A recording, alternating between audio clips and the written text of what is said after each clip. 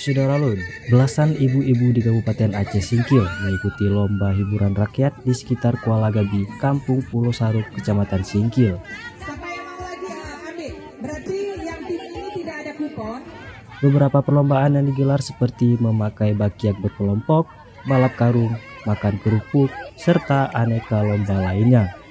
Kegiatan ini turut dihadiri oleh Ketua Tim Penggerak PKK Aceh Singkil Atmahdul Musrid dan Ketua Dharma Wanita Persatuan Emma Malini Azmi.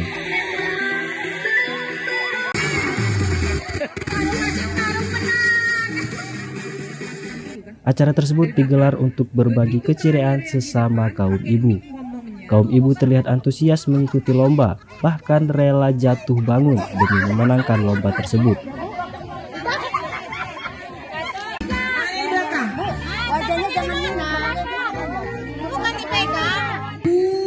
Selain dijadikan lokasi ajang berlomba, di tempat ini biasanya juga dijadikan tempat bersantai sambil menikmati pemandangan muara.